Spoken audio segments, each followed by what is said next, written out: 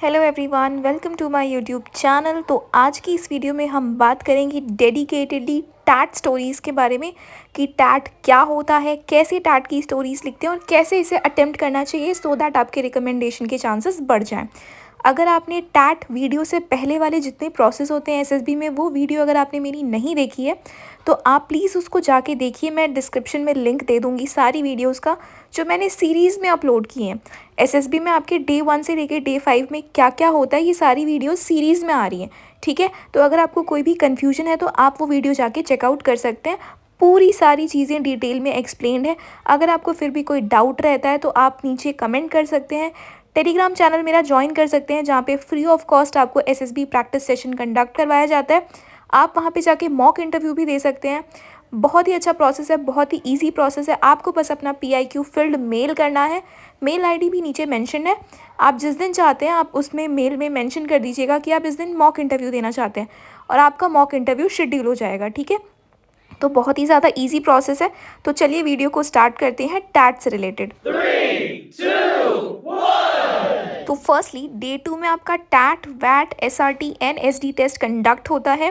Day 1 में आपका screening test होता है जिसमें आपका OIR और PPDT पिक्चर शो होती है। उसके बेसिस पे आपका परफॉर्मेंस एनालाइज किया जाता है। फिर डे 1 का रिजल्ट आता है। देन आप डे 2 में जाते हैं जिसे हम स्क्रीनिंग कैंडिडेट्स भी बोलते हैं। एंड डे 2 में आपके 4 टेस्ट होते हैं, मेनली थीमेटिक परसेप्शन टेस्ट जिसे हम टैट बोलते हैं। वर्ड एसोसिएशन टेस्ट ये सेकंड टेस्ट होता है जिसे हम वैट बोलते हैं। और ये सारे टेस्ट आपके एक ही दिन में कंडक्ट करवाए जाते हैं और आपको एक ही आंसर शीट मिलती है, ठीक है। Third is situation reaction test जिसे हम SRT बोलते हैं। And the last test of psychologic day is SD जिसे हम साइक डे भी बोलते हैं। तो एक एक करके हम इन सारे टेस्ट के बारे में जानेंगे डिटेल मैनर में। So now thematic perception test होता क्या है, ठीक है। ये एक पिक्चर स्टोरी राइटिंग टेस्ट होता है। आपको 1 बाय 1 करके 11 पिक्चर्स शो करवाई जाती हैं और एक लास्ट स्लाइड होती है जिसे हम ब्लैंक स्लाइड बोलते हैं, ठीक है। तो आपको 11 पिक्चर्स शो करवाई जाती हैं। स्क्रीन पे आगे बड़ी सी एक वाइड स्क्रीन होगी, उसमें आपको एक एक करके 11 पिक्चर्स कंटिन्यूसली शो करवाई जाएंगी। और जो टाइम दिया जाता है वो सेम टाइम रहता है PPDT टेस्ट के जैसा। 30 सेकेंड्स के लिए आपको पिक्चर फ्लैश होती हैं स्क्रीन पे। 4 मिनट्स का आपको टाइम दिया जाता है स्टोरी राइटिंग के लिए। एंड देन आपकी नेक्स्ट पिक्चर शो होने लगती है, ठीक है। लेकिन इसमें यहाँ पे एक बहुत ही बड़ा ट्विस्ट ये है कि PPDT में जैसे आप मेंशन करते हैं सारे कैरेक्टर्स को, number of characters, their age, their mood and all the things, आपको एक बॉक्स गिवन होता है PPDT में। बट टैट में ऐसा आपको कुछ नहीं करना है। आपको नंबर ऑफ कैरेक्टर्स नहीं मेंशन करने होते हैं स्पेसिफिकली, आपको उनका एज नहीं बताना है, आपको उनका मूड नहीं बताना है। बस आपको उस स्टोरी में क्या दिख रहा है, क्या थीम है, उसके अकॉर्डिंग आपको डायरेक्टली स्टोरी लिख देनी है। आपको अलग से थीम भी नहीं लिखना होता है स्टोरी का। तो ये बेसिक डिफरेंस होता है PPDT एंड टैट में। आई होप ये आपको क्लियर हो गया होगा, ठीक है। और एक के बाद एक आपके पास फ्लैश होती हैं 11 पिक्चर्स। आपको पैराग्राफ फॉर्म में लिखना होता है, कोई पॉइंट फॉर्म में नहीं लिखेगा इसमें, पैराग्राफ फॉर्म में लिखना होता है।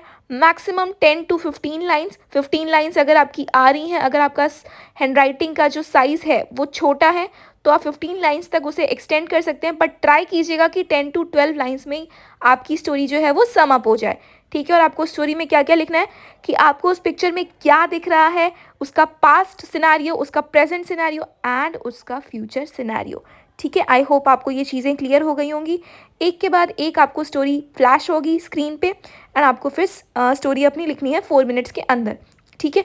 अब यहाँ पे एक बहुत बड़ा कन्फ्यूजन लोगों में ये रहता है कि ब्लैंक स्लाइड में क्या लिखना होता है। तो उसके बारे में भी हम डेडिकेटेड बात करेंगे इसी वीडियो में। तो प्लीज़ इस वीडियो को एंड तक देखिए। और अगर आपको कोई भी डाउट रहता है SSB से रिलेटेड तो प्लीज़ आप मेरे टेलीग्राम चैनल को ज्वाइन कीजिए, चैनल को सब्सक्राइब कीजिए, बिकॉज बहुत ही ज़्यादा मेहनत लगती है वीडियो बनाने में, ठीक है गाइज। एंड आपको बहुत ही अच्छा रिस्पॉन्स मिलेगा, बहुत ही अच्छा फीडबैक मिलेगा अगर आप मॉक इंटरव्यू भी देना चाहते हैं। आप डेली फ्री ऑफ कॉस्ट उस टेलीग्राम चैनल पे free of cost practice conduct होती है, वहाँ पे आप सारे test free of cost attempt कर सकते हैं, ठीक है। तो नेक्स्ट हम बात करते हैं ब्लैंक स्लाइड। ब्लैंक स्लाइड में जाने से पहले मैं आपको टैट का फिर से सब कुछ डिटेल मैनर में बता देती हूँ। अगर आपको कोई भी कन्फ्यूजन है तो यहाँ पे प्लीज़ उस कन्फ्यूजन को क्लियर कर लीजिएगा, बिकॉज PPDT एंड टैट में बहुत ही छोटा सा डिफरेंस होता है जो बहुत सारे कैंडिडेट्स उसको मिस कर देते हैं एंड वो रिकमेंड नहीं हो पाते हैं, फिर उनको रिपीटेडली SSB देना होता है। तो मेक श्योर आप इस वीडियो को पूरा देखें कंटिन्यूसली, ठीक है। तो टैट में मैं आपको रीआइटरेट कर रही हूँ थिंग्स। टोटल 12 पिक्चर्स होती हैं।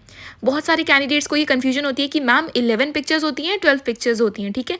तो टोटल 12 पिक्चर्स होती हैं, 11 आपकी पिक्चर्स होती हैं जो फ्लैश होती हैं, एंड जो 12th पिक्चर होती है, जो लास्ट पिक्चर होती है, दैट इज़ ब्लैंक स्लाइड, ठीक है। एंड टाइम के रिगार्डिंग आपको कोई भी कन्फ्यूजन नहीं रहनी चाहिए, that is 30 seconds for picture. 30 seconds के लिए आपकी पिक्चर फ्लैश होगी स्क्रीन पे, एंड 4 मिनट्स का टाइम दिया जाएगा आपको स्टोरी राइटिंग के लिए। ये कंटिन्यूसली चलेगा 12 पिक्चर्स तक, ठीक है। तो आपको इससे रिलेटेड कोई भी कन्फ्यूजन नहीं रहनी चाहिए टैट से related.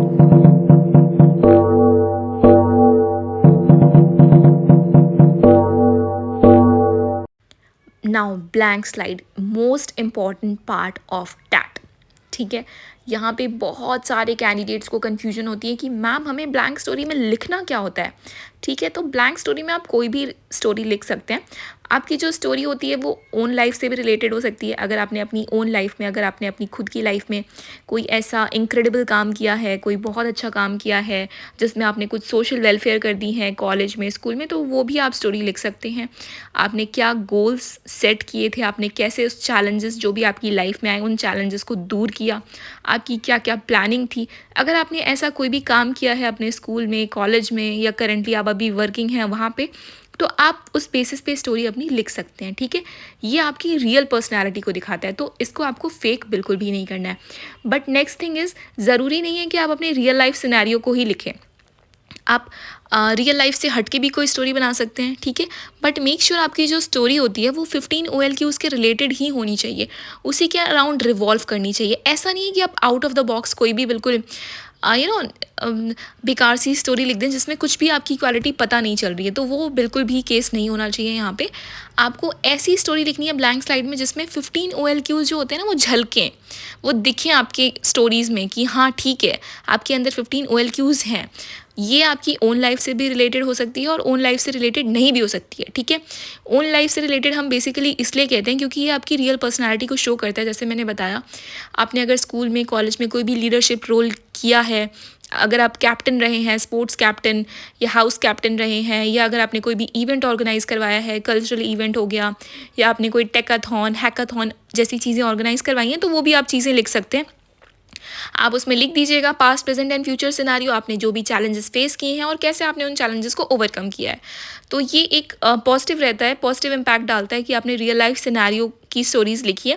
But at the same time अगर ऐसा आपकी लाइफ में कुछ ऐसा कुछ नहीं हुआ है, अगर आपने ऐसा कुछ इनक्रेडिबल, बहुत ही प्रशंसा वाला काम नहीं किया है, तो आप कुछ और स्टोरी भी लिख सकते हैं। तो that is most important part of blank story कि आपको ब्लैंक स्टोरी में क्या लिखना है, ठीक है। Now pro tips for tat story, ठीक है। ये प्रो टिप्स हैं guys, this is your what you call it, this is your शस्त्र ऑफ टैट स्टोरीज, ठीक है। तो सबसे पहला पॉइंट है, keep stories simple, practical and optimistic. आपको अपनी स्टोरीज सिंपल रखनी है, प्रैक्टिकल रखनी है, ऑप्टिमिस्टिक विजन के साथ बनानी है स्टोरी। कुछ भी उसमें सुपरफिशियस चीज़ें, कुछ भी उसमें एक्स्ट्रॉर्डिनरी काम नहीं कर देना है, ठीक है। अच्छे से स्टोरीज लिखिए, सिंपल स्टोरी लिखिए। And with clear action and result, आपका जो एंडिंग है, आपका जो कंक्लूजन पार्ट है वो बिल्कुल क्रिस्टल क्लियर होना चाहिए, कुछ भी कन्फ्यूजन उसमें क्रिएट मत कीजिएगा, ठीक है। Next is practised timed writing daily, ठीक है। तो प्रैक्टिस कीजिए डेली, टाइमर लगा के स्टोरीज लिखने का। जब भी आपकी SSBs की डेट अनाउंस हो जाती है, आप टाइमर लगा के स्टोरी लिखने की प्रैक्टिस कीजिए, because 4 minutes is very very less time. आपको उसमें स्टार्टिंग लिखनी है, आपको उसमें पूरा बॉडी पार्ट लिखना है, फिर कंक्लूजन लिखना है, पास्ट प्रेजेंट सिनारियो लिखना है। तो मेक श्योर कि आप 4 मिनट्स में स्टोरीज़ को वेल एंड गुड टाइम पे कंप्लीट कर पाएँ, ठीक है। Your story should show action not over thinking. अगर आप रियल लाइफ में भी ओवर थिंक करें, जो सब होते हैं, ठीक है, एक टाइम के बाद सब में ओवर थिंकिंग हो जाती है, बट आपको अपनी स्टोरीज़ में नहीं दिखाना है that you are overthinking. Because life में क्या होता है ना कि बहुत सारे स्टेजेस ऐसे आएंगे कि आपकी ओवर थिंकिंग की जो हैबिट है ना वो ऑटोमेटिकली डिक्रीज होती जाएगी। Once you are trained into the academy, once you want the uniform, ठीक है, आपकी जो ओवर थिंकिंग की हैबिट है ना वो ऑटोमेटिकली गायब हो जाएगी। बिकॉज आप 24 आवर्स में से 48 आवर्स काम करेंगे। ऐसा बोलते हैं ना कि फ़ौज में बहुत बिजी रहते हैं, तो जितना आप अपने आप को बिजी रखते हैं ना उतनी आपकी ओवर थिंकिंग कम होती है। तो दिस इज़ ट्रू सिनेरियो। आप रियल लाइफ में भी ये बात ट्राई करके देख लीजिएगा कि आप जितना अपनी बॉडी को बिजी रखेंगे ना उतनी आपकी ओवर थिंकिंग कम होगी, ठीक है। वही चीज़ आपको अपनी स्टोरी में दिखानी है। आपको कोई भी ओवर थिंकिंग कैरेक्टर नहीं दिखाना है। जो आपको दिख रहा है सिंपल सी स्टोरीज बनाइए, सिंपल सी स्टार्टिंग कीजिए, सिंपल सा एक कंक्लूजन लिखिए एंड उसमें एंड कर दीजिए। और एक्शन अच्छे अच्छे लिखिए, भर भर के एक्शंस डालिए, बट रियल लाइफ एक्शंस, ठीक है। So thank you so much everyone who are watching this video, and please make sure you subscribe this YouTube channel so that आपको आगे बहुत ही अच्छी इन्फॉर्मेटिव वीडियोस मिलें टाइमली, ठीक है। एंड अगर आपको कोई भी डाउट रहता है टैट स्टोरी से रिलेटेड या एसएसबी के किसी भी टास्क से रिलेटेड, तो आप मुझे इस वीडियो के नीचे कमेंट करके भी पूछ सकते हैं, या आप हमारा टेलीग्राम चैनल भी ज्वाइन कर सकते हैं जहाँ पे free of cost daily SSB practice session conduct करवाया जाता है। और आप एसएसबी मॉक इंटरव्यू भी दे सकते हैं एसएसबी में जाने से पहले। That is very simple process. आपको अपना PIQ मेल करना है बस, और कुछ नहीं करना है। आपके पास एक डेट आ जाएगी, उस डेट पे आप अपना मॉक इंटरव्यू दे दीजिएगा।